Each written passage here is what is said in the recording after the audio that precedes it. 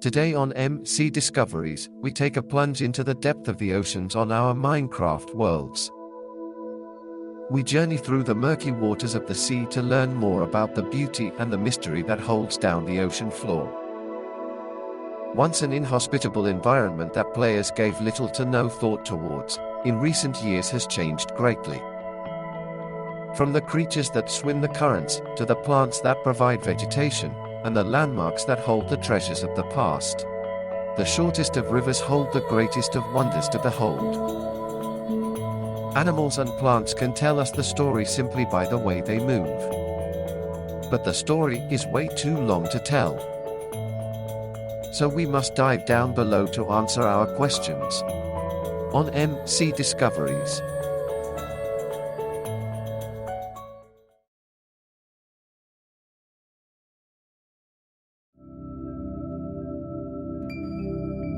The ocean, a planet all its own, filled with a multitude of life. The coral lines the seabed as though they were trees. Empty space occupied by the swimming life forms and the plants that dance with the currents. Its colors and subtle movements are mesmerizing to the eyes of the player. The sea has become a home that fosters the most incredible biodiversity in the Minecraft world. Most of life found in the coral reefs are still being discovered to this day. Many of these creatures are hard to miss by the players. One creature that captures the gaze of all the players is none other than the glow squid. A passive mob commonly found in oceans, ravines, and underground lakes. Schools of 2-4 can spawn at one time. Its most noticeable characteristic is its bioluminescent aquatic texture. Amazingly, glow squids are one of the few aquatic mobs that require no water or waterlogged blocks within their spawn. Around their body, they constantly produce glistening crystalline particles. Just like its brothers, it inks if attacked. But its ink resembles the sparkles around them. If killed, they drop between 1 to 6 glow ink sacs and 1 to 3 XP. Glow squids do not directly act with the player and swim leisurely throughout the ocean, acting independently from its surroundings for the most part. Glow squids are unaffected by currents. They can swim against it and remain in place. As of the production of this program, there is no known method to breeding glow squids. They can only be found naturally.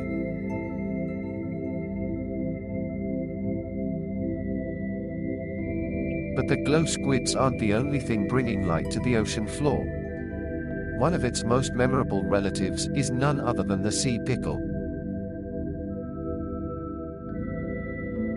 Just like the glow squid, the sea pickle has bioluminescent characteristics that bring light to the ocean floor.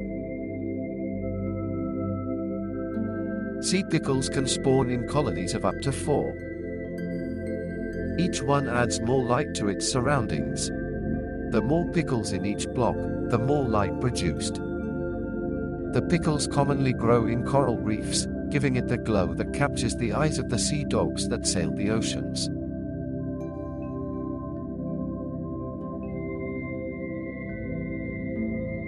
A single pickle can light up to 6 blocks underwater. But 4 pickles produce as much as 15 blocks of light. The pickles are also commonly used as decorative blocks that resemble pottery. The sea is filled with unique structures that give it character and color. Its coral reef is filled with towering structures of color and patterns.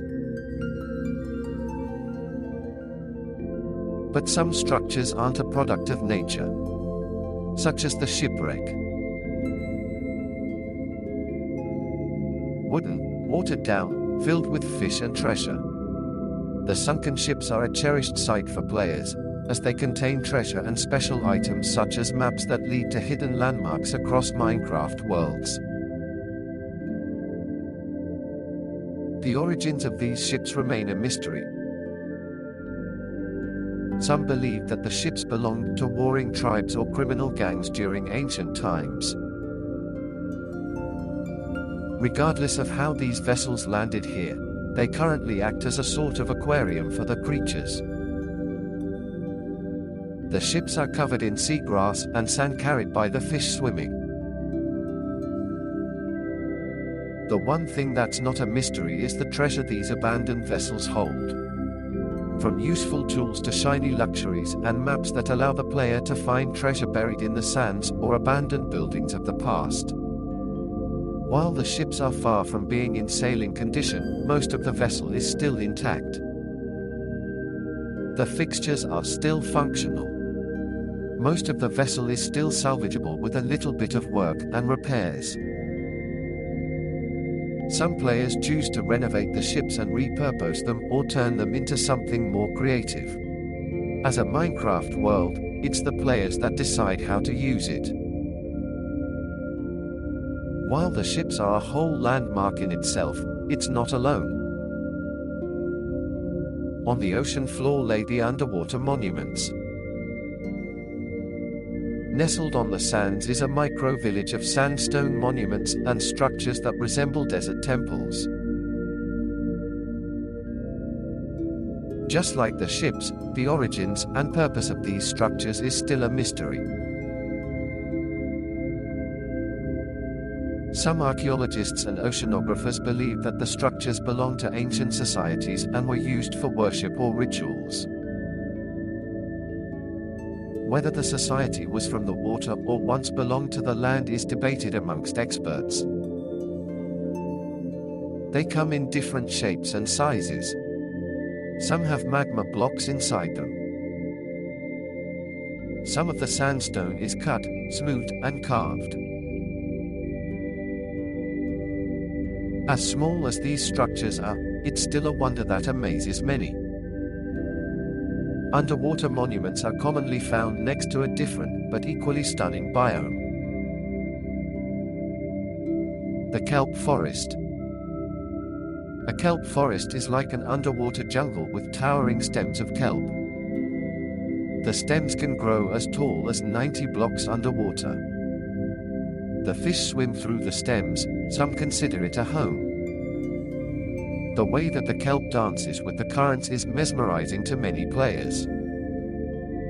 Many players love to use the kelp forest as a scenic view for many underwater structures. But something that no matter the biome, no matter the player, it commands respect and attention. That thing is the underwater monument. A structure that resembles an ancient pyramid. It contains a multitude of corridors and objects. Most of the structure is built out of prismarine and many other materials that are uncommon above sea level. It has a unique and intricate design across the fortress. From the inside out, it's an art piece in terms of its layout and use of materials.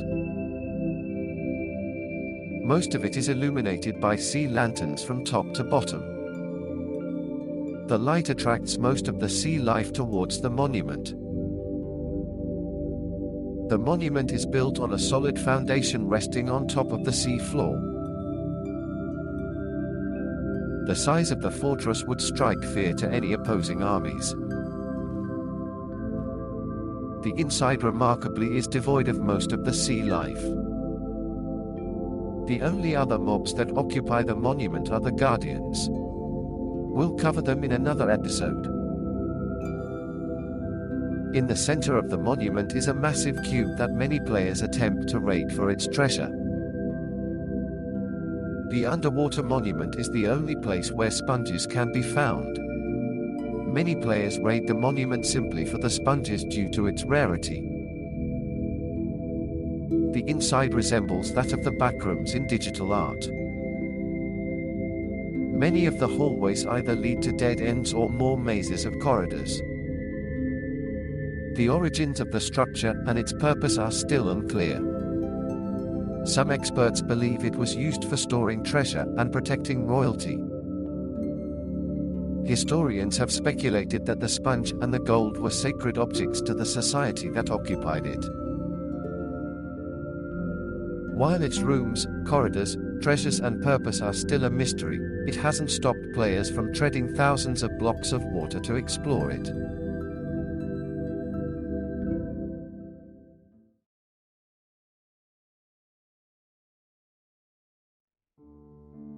The ocean is a world inside our world. So much to explore. We've only gotten to the surface. There's still more to discover. On our next episode, we dive deeper into the drink to learn about the animals and the other wonders of the water. Thank you for joining us on Minecraft Discoveries. Be sure to subscribe to Tiger Cannon on YouTube and Twitch. To support the channel and get exclusive content, visit the Tiger Cannon Patreon page to pledge just $5 per month. Join us next week for more MC Discoveries.